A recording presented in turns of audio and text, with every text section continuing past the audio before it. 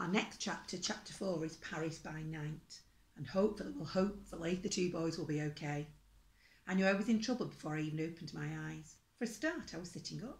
If everything that had happened up until now had been a horrible dream, which it should have been, I should be lying in my nice warm bed in Camden, with the kettle whistling in the kitchen, and maybe Tim doing the same in the bath. But not only was I sitting in a hard wooden chair, my feet were tied together with something that felt suspiciously like parcel tape, and my hands were similarly bound behind my back. When I did finally open my eyes, it only got worse. Tim was next to me, looking pale and confused, by which I mean even more confused than usual. And Bastille and Levant were sitting opposite us, both of them smoking. The four of us were in a large empty room that might once have been the dining room of a grand chateau, but was now empty and dilapidated. The floor was wooden and the walls were white plaster, with no pictures or decorations. A broken chandelier hung from the ceiling. In fact, quite a lot of the ceiling was hanging from the ceiling. Half of it seemed to be peeling off. I had no idea how much time had passed since they'd knocked us out and bundled us into the back of a delivery van. An hour? A week? I couldn't see my watch. It was pinned somewhere behind me, along with the wrist it was on. So I twisted round and looked out of the window. The glass was so dust-covered that I could barely see outside, but from the light I would have said it was early evening. If so, we'd been unconscious for about 15 hours. I wondered where we were. Somewhere in the distance I thought I heard singing, the sound of a choir. But the music was foreign and not French. It sounded vaguely religious, which made me think of churches, and that made me think of funerals. I just hoped they weren't singing for us. Good evening, Bastille muttered. He hadn't changed out of the dirty linen suit he'd been wearing when we'd met him the day before. It was so crumpled now, I wondered if he'd slept in it. What time is it? Tim asked. It is time for you to talk. Bastille blew a cloud of smoke into Tim's face. Tim coughed. You know those things can damage your health, he remarked. Not quickly enough, I thought, but I said nothing. It is your health that should concern you, my friend, Bastille replied. I'm perfectly well, thank you, Tim said. I mean your health if you fail to tell us what we want to know. Bastille's green eyes flared. He was even uglier when he was angry. You have put us to a great deal of trouble, he went on. We searched you, and this morning we searched your room. Are you going to tell us where it is? It's on the top floor of the hotel, Tim exclaimed. Not the room! Bastille swore and choked on his cigarette. I'm talking about the packet that you were given by Marc Chabrol. The ex-steward, Levant added. He giggled, and looking at his ape-like hands, I suddenly knew how Chabrol had managed to fall under a train. I'd said nothing throughout all this. I was just glad that I'd decided not to bring the packet with us. The two men must have searched Tim and me while we were unconscious. They'd found nothing, and it looked like they were going to go back and search the hotel for a second. They weren't going to go back and search the hotel room a second time. He gave us a cup of coffee, Tim was saying, but we drank it. Unless you're talking about... Wait a minute. Who are you people? I cut in. I didn't want him to say any more. So long as we had the sachet, they wouldn't kill us. They needed to know where it was. But the moment they heard it was hidden in the toilet, we were dead. That much was certain. I would just have to keep them talking and hope for the best. Look, I went on. The steward didn't give us anything. We're just here on holiday. No, Bastille shook his head. Do not try lying to me. I know that your brother is a private detective. I also know that he was sent to Paris by Interpol. I know that he is working on a special assignment. His face turned ugly, which, with his face, wasn't difficult. Now I want you to tell me how much you know and who gave you your information. I don't know anything, Tim wailed. He'd never spoken a truer word in his life. Tim knew nothing about any special assignment. He'd have trouble telling anyone his own shoe size. And he also hadn't realised that this was all his fault. If only he'd kept his mouth shut on the train. He told Jed Mattis and the old woman that he was working for Interpol. Could one of them have passed it on? Jed Mattis? Beware the mad American. It was too late to worry about that, I realised, that Tim was still talking. He told them everything, the competition on the yoghurt pot, the free weekend, the truth. He's right, I admitted. We're just tourists. We're not working for anyone. It was a strawberry yoghurt, Tim bumbled. Bestler yoghurts. They're only 80 calories each. We don't know anything, I said. Bastille and Levant moved closer to each other and began to mutter in low, dark voices. Couldn't understand a word they were saying, but somehow I didn't like the sound of it. I tried to break free from the chair, but it was useless. Things weren't looking good. By now they must have realised that they were wrong about us and were exactly what we said. But they weren't just going to order us a taxi and pretend the whole thing had never happened. As they were always saying in the old movies, we knew too much. I still had no idea who they were or what they were doing, but we knew their names and had seen their faces, and that was enough. The two men straightened up. We've decided we believe you, Bastille said. That's terrific, Tim explained. So now we are going to kill you. Oh, his face fell. Levant walked to the far side of the room and I strained my neck to watch him. He reached out with both hands and suddenly a whole section of the wall slid to one side. I realised now it wasn't a wall at all, but a set of floor-to-ceiling doors. There was another room on the other side filled with activity, and at that moment I realised what this was all about. Perhaps I should have guessed from the start. Drugs. The other room was a laboratory. I could see metal tables piled high with white powder, more white powder being weighed on complicated electronic scales, white powder being spooned into plastic bags. There were about half a dozen people working there, young men and women with dirty faces, but pristine laboratory coats. They were handling the white powder in complete silence, as if they knew that it was death they were carrying in their hands, that if it heard them, it would somehow find them out.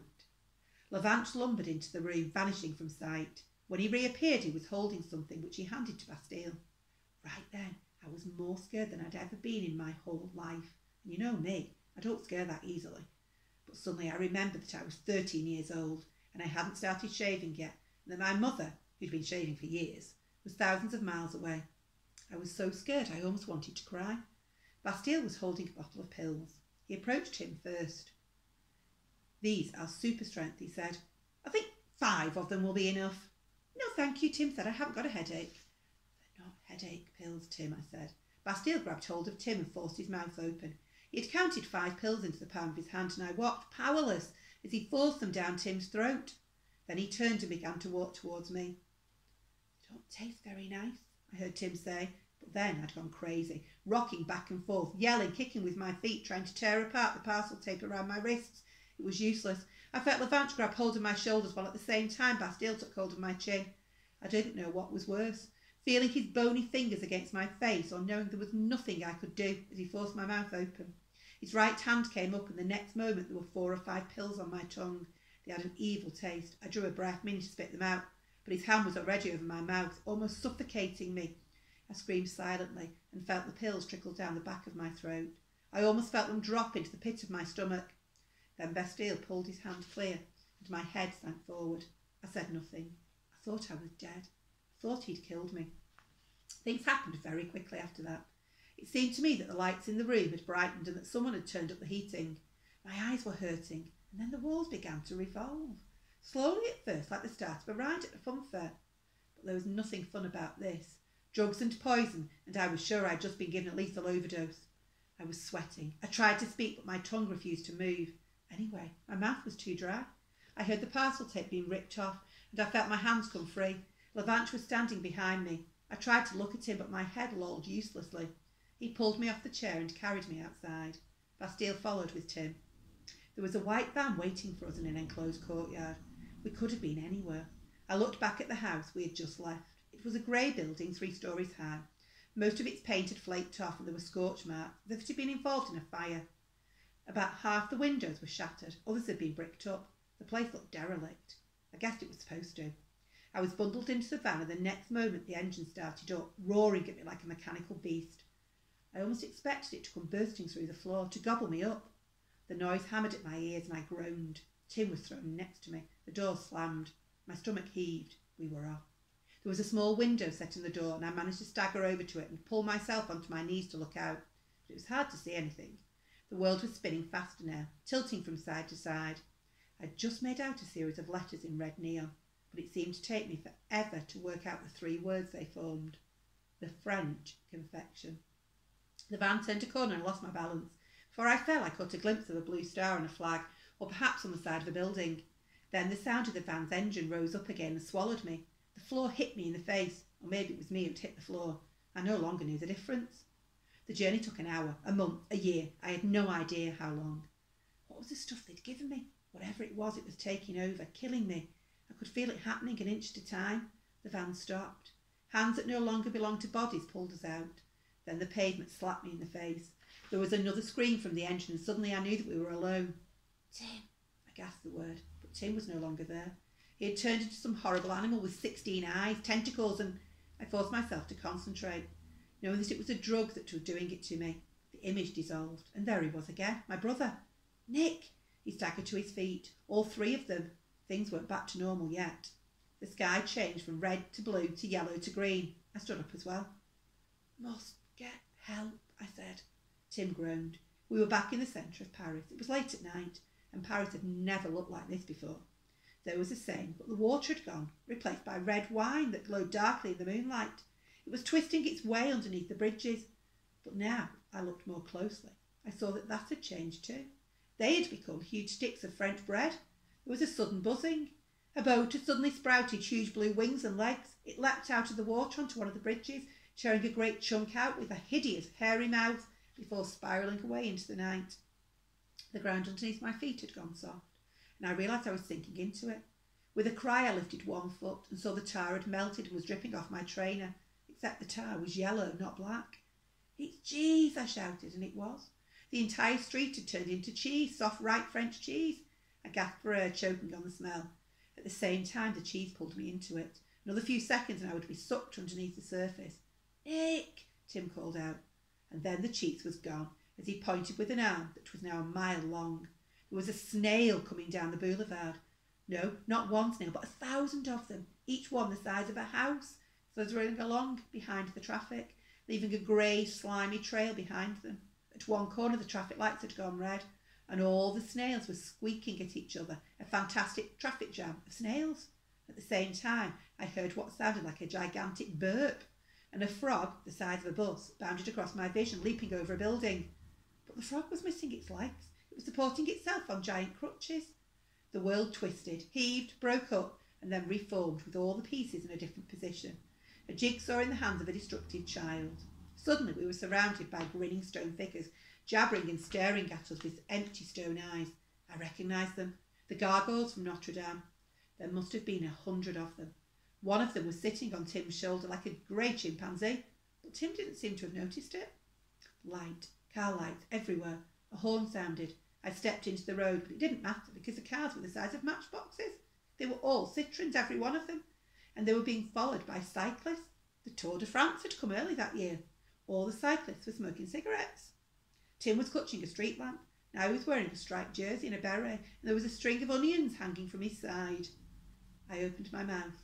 Crash, crash, crash! I saw it before he did. Perhaps he didn't see it at all. Even now, with the drug pumping through my body, I knew that it wasn't real, that I was hallucinating, but it made no difference.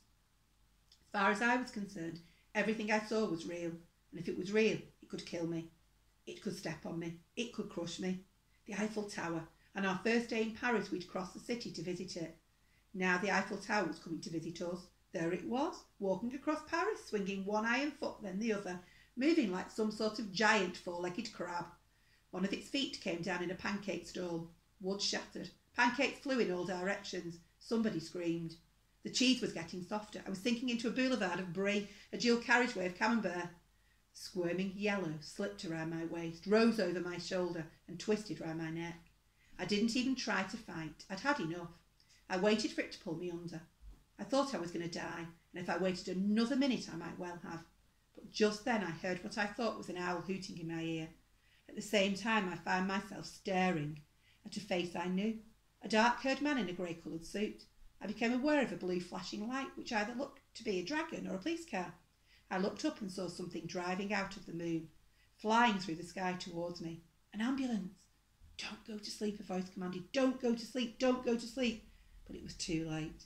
I went to sleep forever.